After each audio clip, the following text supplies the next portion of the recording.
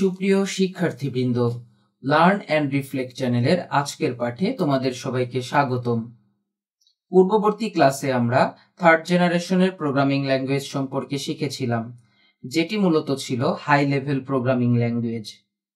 High level programming ল্যাঙ্গুয়েজে program করার সময় প্রোগ্রামকে আমার ধাপে ধাপে লিখতে হতো এবং প্রোগ্রামের যে স্ট্রাকচার আছে, স্ট্রাকচারগুলো আমার স্ট্রিক্টলি মেইনটেইন করতে হতো। এই ধাপে ধাপে প্রোগ্রাম লেখা এবং এই স্ট্রিক্টলি কিছু রুলস ফলো করতে গিয়ে দেখা যেত প্রোগ্রামারের জন্য কিছুটা কষ্ট হতো। এই ধরনের সমস্যা দূর করার জন্য আসলো ফোর্থ জেনারেশনের প্রোগ্রামিং ল্যাঙ্গুয়েজ, যেটাকে আমরা very high level programming language বলছি। এটা মানুষের ভাষার খুবই কাছাকাছি, সহজবোধ্য এবং সহজেই এটি ব্যবহার করা যায়।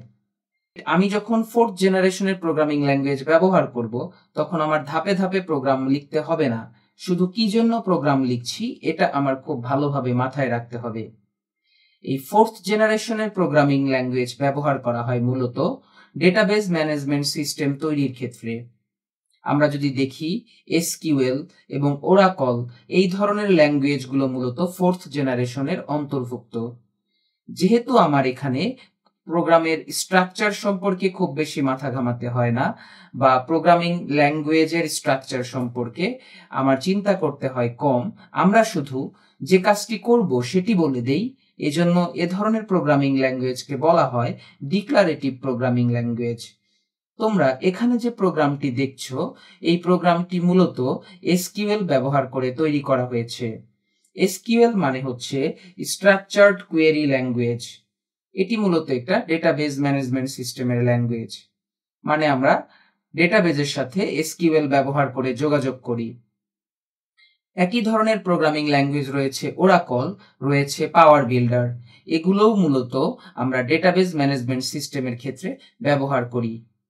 তোমরা যদি এসকিউএল এর লেখা এই প্রোগ্রামটি খেয়াল করো, তাহলে তোমরা খুব সহজেই বুঝতে পারবে যে এখানে আমরা ধাপে ধাপে প্রোগ্রাম না লিখে শুধু কি করতে চাই সেটুকু বলে দিয়েছি।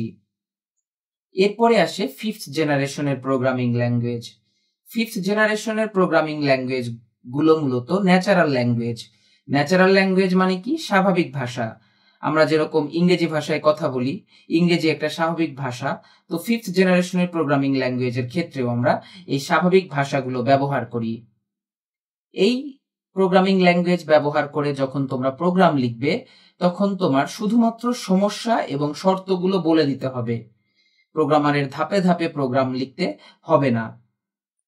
মূলত ফিফথ জেনারেশনের প্রোগ্রামিং ল্যাঙ্গুয়েজগুলো ব্যবহার করা হয় artificial intelligence, expert system, natural language processing এবং নিউরাল নেটওয়ার্কের ক্ষেত্রে। এ ধরনের এআই রিলেটেড ক্ষেত্রে আমরা মূলত ফিফথ জেনারেশনের প্রোগ্রামিং ল্যাঙ্গুয়েজগুলো ব্যবহার করি। ধরো একটি উদাহরণ দেই। মনে করো তুমি ছবিতে একটি বিড়াল আছে কিনা প্রোগ্রামকে বলে দিবে বা কম্পিউটারকে বলে দিবে যে ছবিতে একটা বিড়াল আছে কিনা সেটি খুঁজে বের করো।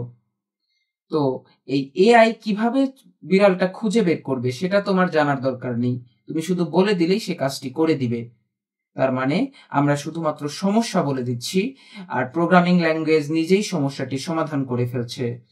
এ ধরনের প্রোগ্রামিং ল্যাঙ্গুয়েজের উদাহরণ হচ্ছে প্রোলগ, মার্কারি, লিস্ট।